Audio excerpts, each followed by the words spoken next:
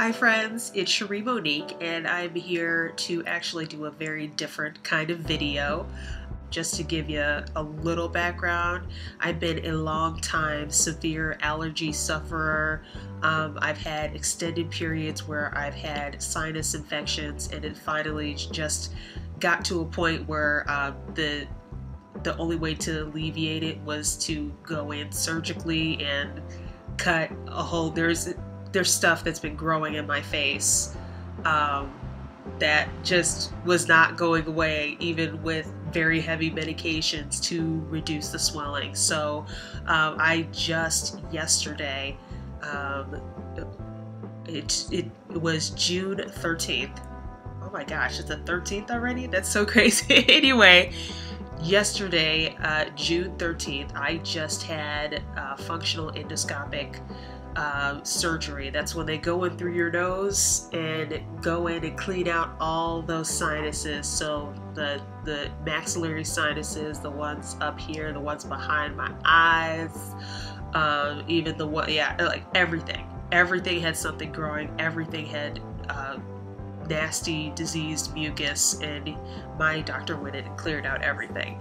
And it is real surgery. I'm looking real good and blood free right now, but let me tell you, the procedure was very real. I'm definitely still feeling after effects. I just wanted to take the time to make this video now as a reminder to myself, and hopefully as like a public service to other people who are going to be undergoing this procedure in the future or are thinking about it. Just, you know, having more information out there help. I don't know what I'm going to talk about here. Oh, actually I know.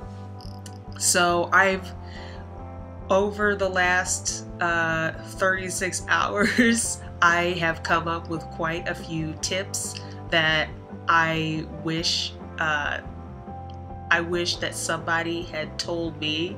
And it's not like, you know, a doctor or your friends are keeping this information from you. It's just stuff that's occurring in the moment that I think you just kind of forget about once you're past that point, and it may have been so painful or just so that you might block it out after you get past this point. So they're not absolutely necessary, but just things that are going to make your life a lot easier once you've had the procedure. So I will definitely be making a video going over those things. But right now I just want to talk about what very little experience I had going into the surgery yesterday and coming out. So once my time finally came, I went into a little private area, and I was asked to take off my clothes and put on a hospital gown. And if you're worried about what you can and cannot wear, it's basically nothing except for your underwear, like covering your butt. Ladies, no bras, no bra tops or anything like that, but everyone can keep on that underwear. So they give you a gown, they give you some surgical socks that have rubberized soles at the bottom, so you don't, slip and fall completely. For me, there was an added step of doing a urine test, because if you do those pre-op orders, and it's closer to the surgery, you probably won't have to do that. But since mine, there was a decent space there, they wanted to do the blood test, and the urine test, and so I was required to of course give a sample before I went in, and they checked on that and confirmed that I am not pregnant, which I already knew, but it's always nice to be 100% sure. So yeah, I changed. The nurse I spoke with did kind of a history, a workup. She went through all my paperwork and just confirmed different things with me, focusing mainly on concerns that might be big concerns for the anesthesiologist. She also took my blood pressure, and I sat maybe you know, after doing the history and then doing the blood pressure, I sat maybe for another 4 or 5 minutes, and then was able to go into the actual surgery room. It's the bed, totally horizontal, and then two slats on the side to keep like Jesus. Okay, you're laid out like you're on the cross, and they laid me down.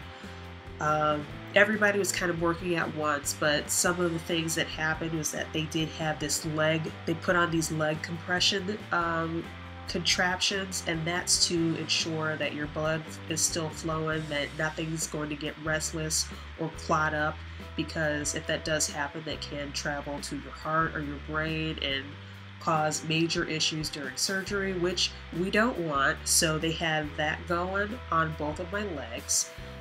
They're pressurized chambers, so they kind of pressurized and then depressurized at certain intervals, and they were heated too, so it was like a little massage while I was still conscious. It was nice.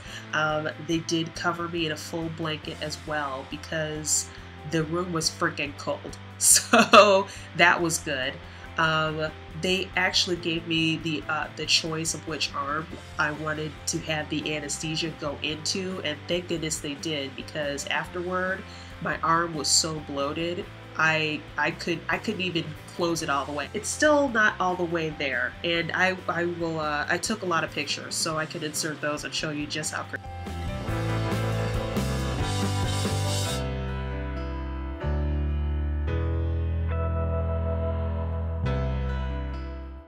But yeah, they couldn't find the vein in the crook of my elbow here, so they actually went in right here at the wrist, which is probably why, another reason why there's just so much swelling over here. But IV went in. I'm all, you know, plugged in with the leg compressors. I've got my blanket on. The IV is in. And by the way, that was probably one of my main concerns, is how what this IV was going to be like, and it was nothing. It was smaller. It was like a little flu shot. The needle was so small. I swear to God, I don't know where I got this image from, but I just had this image of like a very small spade-like device being stuck in. I don't know where I got that idea from, but I was completely wrong. I was completely mistaken, and thank goodness, because that needle, it was just a little prick, and it was done. So that was fantastic. So if you're worried about that, don't be, because not a big deal. Not a big deal at all. So yeah, I'm, you know, all laid out. I've got the IV going. The very last thing I remember is the nurse putting an oxygen chamber mask over my face and telling me to breathe very deeply. And after probably 5 or 6 breaths, I was completely out, and the anesthesia worked wonderfully. Don't remember a thing, didn't feel a thing, and I felt like I just, you know, procedure took about an hour, but of course time was like